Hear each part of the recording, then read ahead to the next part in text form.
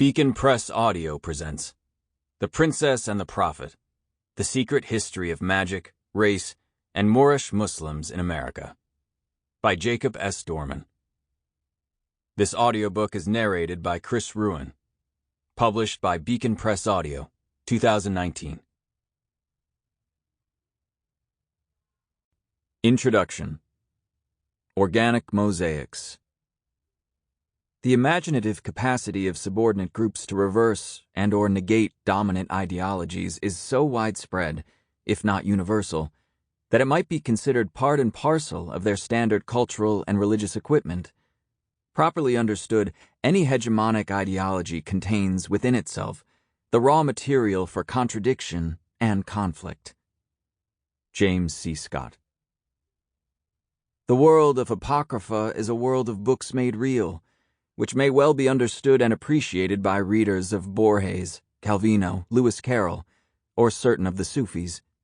In the world of Apocrypha, the images of established religion and canonical texts acquire a kind of mutability, a tendency to drift, to reflect the subjectivities of the, often anonymous, visionaries, who sift through fragments in order to produce more fragments, so that texts become fluid organic mosaics with replaceable parts, each bit catching and reflecting a shard of light, like a magpie's hoard. And thus are born the scriptures of heresies, the canons of the Gnostics, the fugitive poetics of self-revelation, the rants of the cults of love and light. Peter Lamborn Wilson, a.k.a. Hakim Bey. A wise man once said, "There are no religions which are false. All are true in their own fashion." Religions are socially useful, and true in that they work. They make sense to those who believe in them, and they help those who believe them to make sense of the world. They help explain pain, death, and suffering, pleasure and joy, labor and its rewards, sin and its consequences. And so the usefulness of religion doesn't depend on its truthfulness, any more than the usefulness of Alice depends on the accuracy of her wonderland. The story of the birth of the Moorish Science Temple, and the precursor to the Black Muslims of the Nation of Islam, is truly more wonderful than I could have imagined when I set out to tell this tale 17 years ago. Nor could I have imagined that its central character, noble Drew Ali, would transform himself so many times in so many death-defying ways. Follow me, then, down a wormhole into the not-so-distant past, and find a cast of characters and a sequence of events all the more extraordinary because they are true.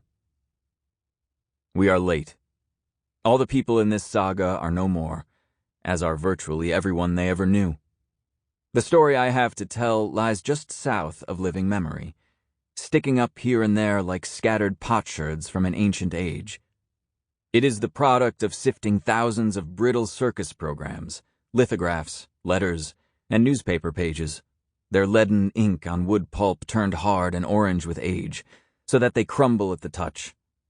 On occasion, a relative few of those broadsheets get filmed, and the results captured with optical character recognition, digitized and bundled into subscriptions sold to great research universities, and searchable by the millions of pages per second.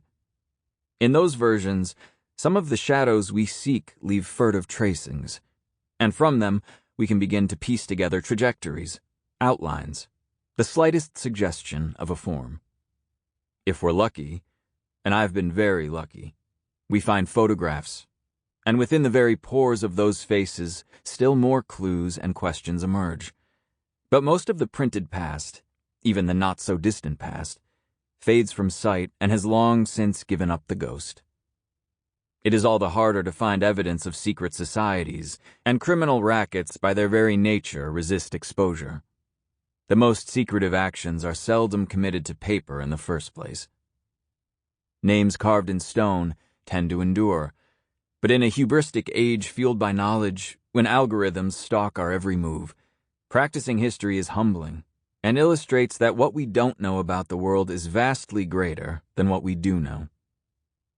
Taking this journey requires expanding the customary narratives of U.S. history in the Gilded Age and Progressive eras with wider geographical and topical scopes, while also attending to the political racketeering, corruption, and graft that was endemic in big cities in general, and Chicago in particular.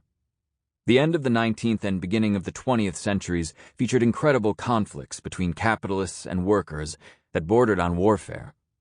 There were influxes of millions of immigrants, great urban political machines vying for votes and dispensing hundreds of thousands of jobs, and progressive programs to reform the nation and save its soul that revolutionized government, social services, and faith alike.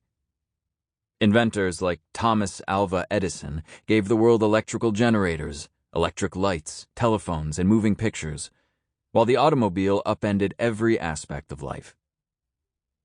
With so many new people, new industries, new inventions, new forms of corruption, and new social pressures, the Gilded Age also saw a tremendous series of social revolutions. Thrust together in unfamiliar cities, men and women of all classes and regions tested and tried new gender roles. Earning wages opened up new opportunities and time for leisure. Among migrants to the burgeoning cities, chances to earn wages, live with greater independence, and attend novel entertainments like dance halls led to a late 19th century sexual revolution. These processes, conflicts, and crusades were so great that they overspilled the nation's borders. During the Gilded Age, the United States conquered, resettled, and ruled American Indian nations, and American industrialists and missionaries alike ventured around the globe, not far behind the consumer goods that spread the American manufacturing empire even beyond where steamships and steam locomotives could reach. Religion itself was busy being transformed as well. The Methodist Church mushroomed across a grief-stricken nation after the Civil War, as did an offshoot of Methodism and the Baptist faith known as holiness, and its offspring, Pentecostalism. The religious revivals of the time affected the cities as much or more than the countryside. Great revivalists like Dwight Moody set up shop in American towns such as Chicago. Cities filled up with church spires. Approximately 2 million Ashkenazi Jews fled persecution in the Russian Empire and found new homes in the United States of America, while the numbers of Muslims in America were very small. Even most Lebanese Arabs who immigrated at the end of the 19th century were Christians. In the face of the wave of Christian enthusiasm, a counterstream of occultists peddled alternative faiths, many of which proclaim the sanctity of the Orient, the Oriental travels of Jesus, or the spiritual wisdom of Tibet, India, and Arabia. Not infrequently, these alternative faiths drew much of their power from sexual energies, tapping into the era's repressed animal spirits and the seemingly endless human appetite for erotic encounter with the other, variously construed. There were no old-time religions at the turn of the century. These were all new religions, all in flux.